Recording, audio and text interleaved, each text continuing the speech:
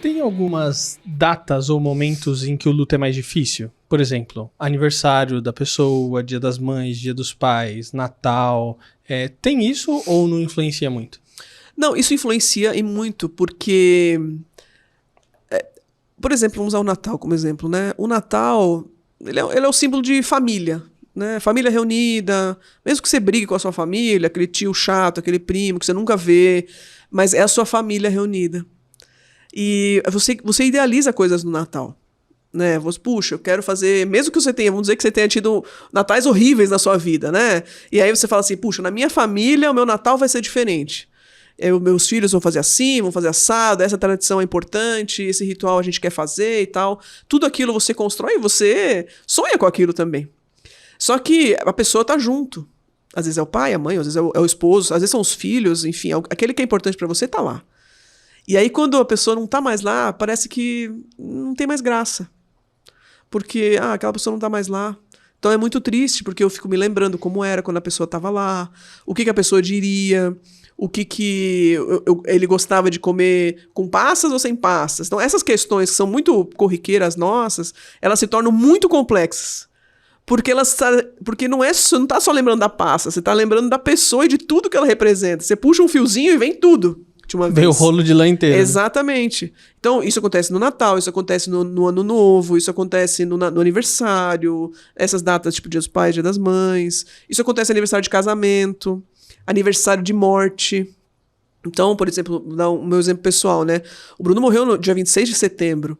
Então, setembro, ele é um mês delicado, por exemplo, pra mim. Embora eu não fique pensando, puxa, setembro tá chegando, eu não fico pensando nisso, mas a minha mente faz isso. Né? A nossa mente, ela não vive, ela vive atemporalmente. Então, pra ela tá vivendo, tá caminhando, e ela fala assim, puxa, eu tenho uma informação importante que tá acontecendo nesse mês. E mesmo que você não queira, você lembra disso, você pensa. Às vezes você tá andando numa loja, você lembra, você ouve uma música. No meu caso, nós somos muito musicais, né? O Bruno era muito musical e eu também gosto muito de música. Então eu demorei um tempo pra entender, puxa, quais as músicas que eu gosto de ouvir, quais as músicas que a gente gostava de ouvir juntos e que hoje eu já não gosto tanto, eu não quero ouvir, porque me lembra um monte de outras coisas. Então, assim, é um exercício bem exaustivo. Às vezes a mãe ou o pai perderam um filho, né? Puxa, é o aniversário da morte do filho. Todas as datas são delicadas. Só que o que vai acontecendo é aquilo do movimento que a gente estava falando. Elas vão sendo ressignificadas. Por isso que o primeiro ano é tão difícil. Porque no primeiro ano você está vivendo a primeira vez todas as coisas. É o primeiro Natal, o primeiro aniversário, primeiro tudo. Aniversário da pessoa, se a pessoa era uma pessoa festeira, puxa, aquela pessoa era muito festeira, eu não quero fazer nada, ela não está mais aqui.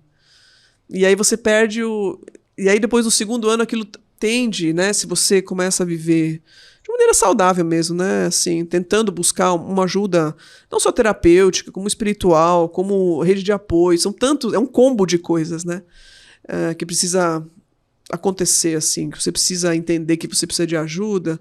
Depois de um tempo você vai começar a olhar e falar, puxa, aquela dor, ela se transforma em saudade, sim.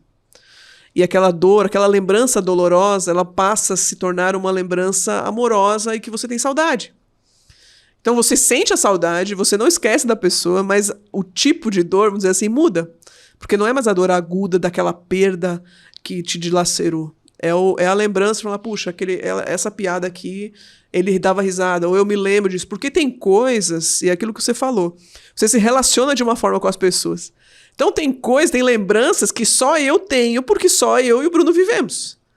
Né? Então ninguém mais tem isso. Isso acontece com muita frequência.